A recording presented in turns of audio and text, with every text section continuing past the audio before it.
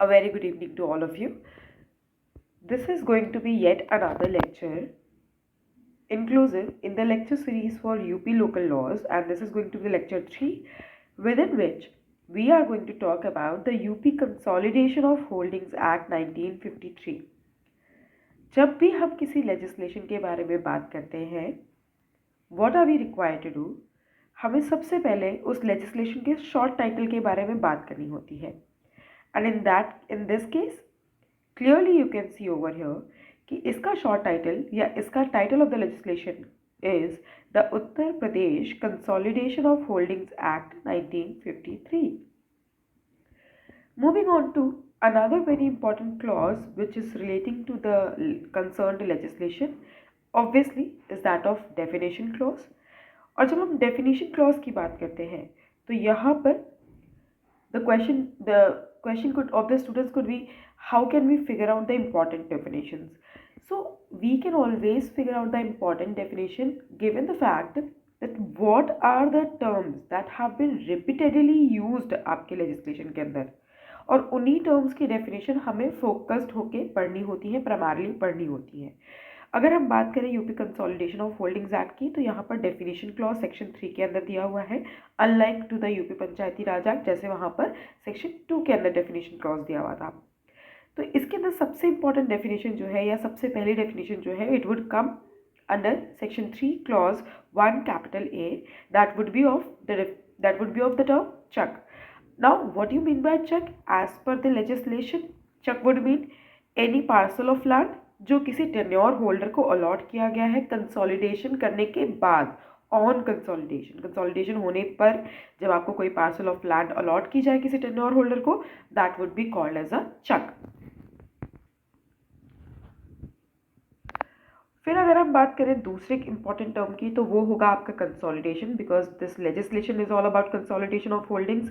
Definitely you need to know the definition of the word consolidation जो provide की गई है सेक्शन 3 के क्लॉज 2 के अंदर, जिसका मतलब है rearrangement of holdings in a unit amongst several tenure holders in such a way so as to make their respective holdings more compact. यानी कंसोलिडेशन का मतलब है जब कई सारी होल्डिंग्स को रीअरेंज करके एक सिंगल यूनिट में कन्वर्ट कर देते हैं, ताकि हम उसे उस होल्डिंग को, वो जितनी होल्डिंग्स है 10-12, मान लीजिए हमने 10 होल्डर्स की होल्डिंग्स को क्या किया, कंसोलिडेट किया अंडर कंसोलिडेशन प्रोसीडिंग्स. तो उस सिचुएशन में वो जो 10 होल्डिंग्स थी लैंड होल्डिंग्स, वो 10 लैंड होल्डिंग्स अब ऑन कंसोलिडेशन के बाद एक यूनिट में कन्वर्ट हो जाएंगी, and in that way they would become more compact, and that is the definition of the term consolidation which has been given under your legislation under section 3 clause 2. Now if we talk about the other important definition that could be of land, क्योंकि हम यहाँ land की बात कर रहे हैं बार बार, तो इसको डिफाइन किया गया है सेक्शन 3 क्लॉज 5 के अंदर, जहाँ पर बताया गया है कि जो लैंड है आपकी, it would be any land which is held or occupied for the purposes connected with these purposes like the agriculture, the horticulture, the animal husbandry, pisciculture, poultry farming, and would also include any site of house or any other similar structure, also trees, wells, and other improvements existing on the plots. So these are going to be the contents, or these are going to comprise the term land in the language of the legislation which is known as your UP Consolidation of Holdings Act. इसके हिसाब से land की definition के अंदर ये चीज़ें आपकी include की जाएंगी. Now next important term could be rectangulation. क्योंकि हम बार बार यहाँ पर इस लेजिस्लेशन के अंदर रेक्टेंगुलेशन टर्म यूज़ करेंगे, तो डेफिनेटली आपको रेक्टेंगुलेशन की मीनिंग पता होनी चाहिए, and it is defined under section 3 clause 8 capital ए. इसका मतलब होता है जब आप किसी एरिया को डिवाइड करते हैं, किसी यूनिट के किसी एरिया को डिवाइड करते हैं रेक्टेंगल्स में या पार्ट ऑफ रेक्टेंगल्स में, ताकि आप एक कन्वीनियंट साइज ऑब्टेन कर सकें, सो एज कि आप चक अलॉटमेंट को एफिशिएंटली रेगुलेट कर सकें. तो ये कहलाता है आपका रेक्टेंगुलेशन ऑफ द यूनिट और the basically the land which has been consolidated. Now the other important point which needs to be covered under the UP Consolidation of Holdings Act is that of revision and correction of maps and records.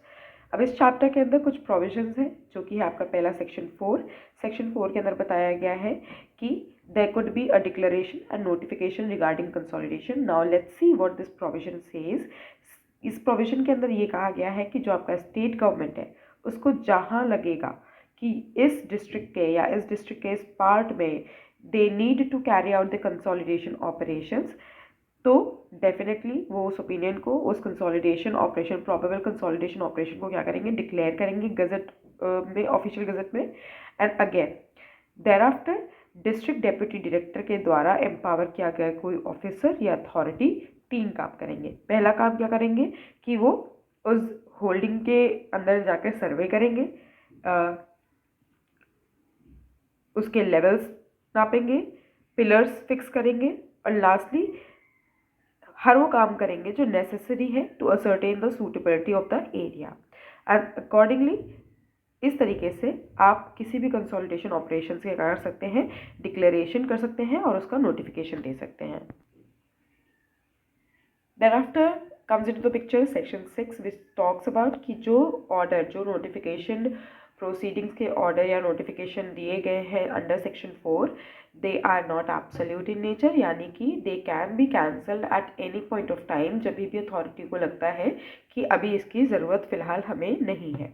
फिर आ जाता है आपका section 7 जिसके अंदर हमने बात करी है कि कंसोलिडेशन के बाद कैसे मैप, विलेज मैप के रिवीजन की ज़रूरत होती है। तो यहाँ पर जो डिप्टी डायरेक्टर ऑफ कंसोलिडेशन है वो क्या करेंगे, वो प्रोविजनल कंसोलिडेशन स्कीम के आने से पहले जो किसी भी यूनिट के लिए प्रिपेयर की जाने वाली है, क्या करेंगे, उस विलेज के मैप्स को और स्पेसिफिकली उस विलेज के उन मैप्स को जो यूनिट से रिलेट करते हैं जिनका कंसोलिडेशन होना है उनको रिवाइज करेंगे।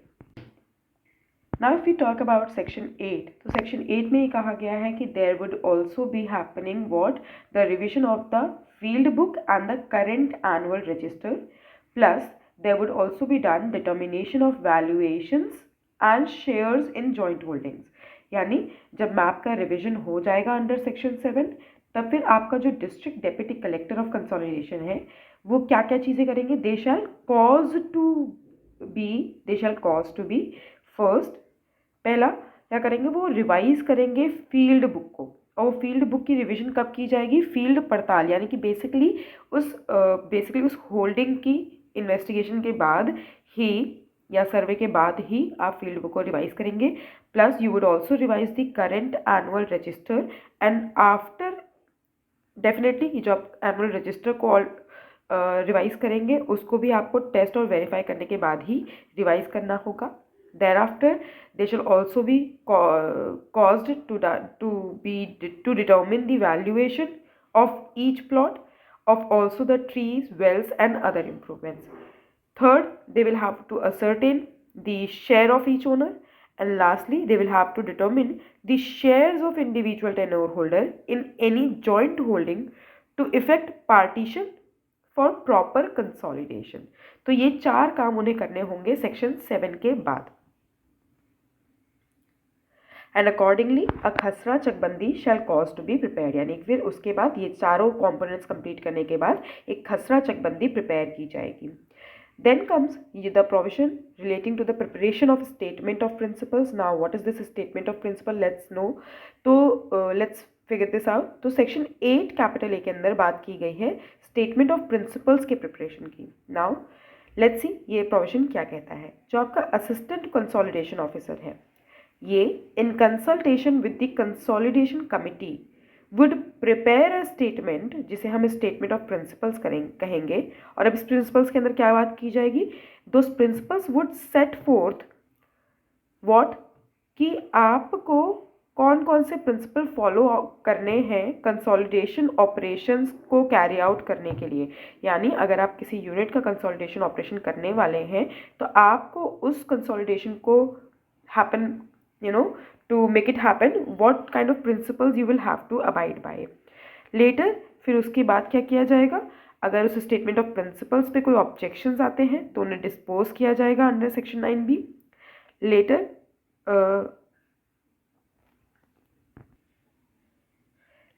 The principle of consolidation scheme would be done, जो डिस्कस की गई है अंडर सेक्शन 13 to 23, जिसमें से 13 to 18 is repealed now.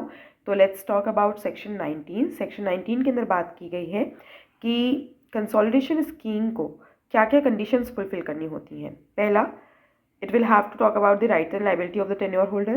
It will have to have the valuation of the plots allotted to a tenure holder. Compensation determine करना होगा, principal lay down करने होंगे जो स्टेटमेंट ऑफ प्रिंसिपल्स में बताए गए हैं। टेन्योर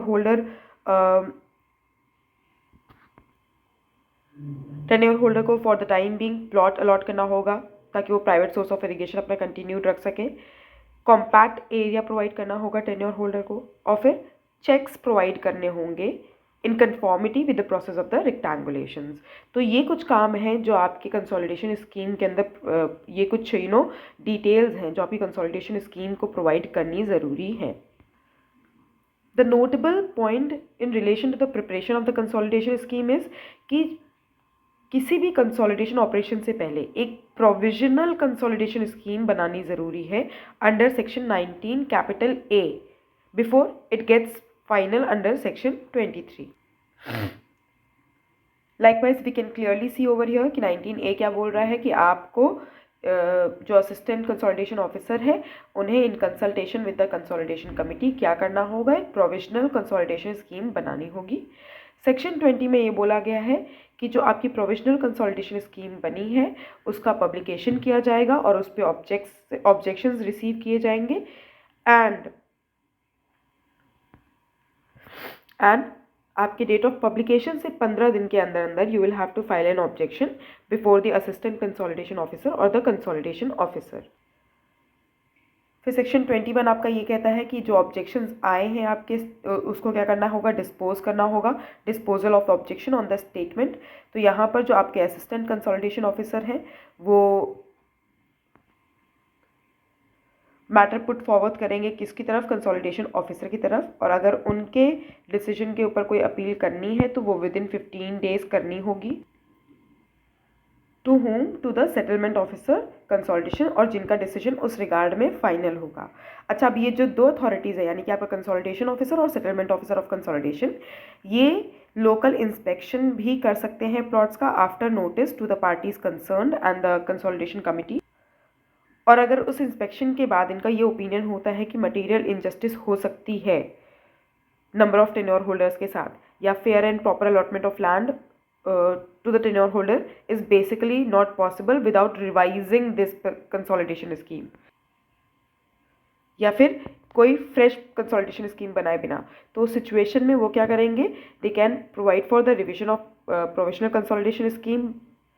दो, क्योंकि हम यहाँ पर दो ऑफिसर्स की बात कर रहे हैं, कंसोलिडेशन ऑफिसर और सेटलमेंट ऑफिसर ऑफ कंसोलिडेशन, तो दोनों ही क्या बोल सकते हैं कि let's revise this provisional consolidation scheme and वो revision they can not do so without giving an opportunity of being heard to the tenure holders. Now if we talk about section 23, तो अब हमने थोड़ी देर पहले यहाँ पर देखा था कि 19A में प्रोविजनल बनेगी और 23 में वो प्रोविजनल कंसोलिडेशन स्कीम क्या हो जाएगी, कंफर्म हो जाएगी या फाइनल हो जाएगी। तो section 23 provides for confirmation of the provisional consolidation scheme and issue of allotment orders. तो यहाँ पर ये बोला गया है कि जो सेटलमेंट ऑफिसर है वो कंफर्म करेगा आपकी प्रोविजनल कंसोलिडेशन स्कीम को और उसे पब्लिश किया जाएगा उस यूनिट में जिसका कंसोलिडेशन होना है। नोटेबल पॉइंट यहाँ पर यह है कि जहाँ पर भी allotments under section 19A are not modified under section 21 and are confirmed, तो फिर जो एक्सट्रैक्ट अंडर 20 प्रोवाइड किए गए होंगे उनको ही फाइनल अलॉटमेंट ऑर्डर की तरह ट्रीट किया जाएगा for concerned tenure holder. Now if we talk about the enforcement of the scheme, इसके अंदर सेक्शन 24 से लेकर 36 कैपिटल A तक डिस्कस किया गया है। तो 24 ये कहता है कि there would be possession and accrual of compensation for trees etcetera, यानी कि जो सेटलमेंट ऑफिसर ऑफ कंसोलिडेशन है वो एक डेट फिक्स कर सकते हैं और उस डेट को नोटिफाई किया जाएगा उस यूनिट में जहाँ पर कंसोलिडेशन होना है, from which the final consolidation scheme shall come into force, and on and after the said date a tenure holder shall be entitled to enter into the possession of the plots which have been allotted to him. Notable point यहाँ पर क्या है कि जो new occupant है उसे क्या करना होगा, ओल्ड ऑक्यूपेंट को कॉम्पनसेशन देना होगा। 27 के अंदर न्यू रेवेन्यू रिकॉर्ड्स की बात की गई है। तो यहाँ पर जो डिस्ट्रिक्ट डेप्यूटी डायरेक्टर हैं कंसोलिडेशन के, दैट पर्सन और that officer has to prepare first new map, second field book, and third is record of rights in respect of the consolidation area on the basis of what? On the basis of entries of map जो correct की गई थी section 7 में, on the basis of खसरा चकबंदी and annual register जो हमने discuss किया सेक्शन 10 में, and on the basis of the allotment orders जो मेड एंड इशू किए गए हैं आपके later on. And lastly section 28 talks about delivery of possession, यानी कि जब से आपकी कंसोलिडेशन स्कीम फाइनल हुई and it came into force, उसके 6 महीने के अंदर अंदर आपको कंसर्न टेन्योर होल्डर्स को डिलीवरी दे देनी है पोजेशन की। With this, we conclude the UP, the Uttar Pradesh Consolidation of Holdings Act 1953. These are some of the important provisions relating to the concerned legislation. Thank you so much.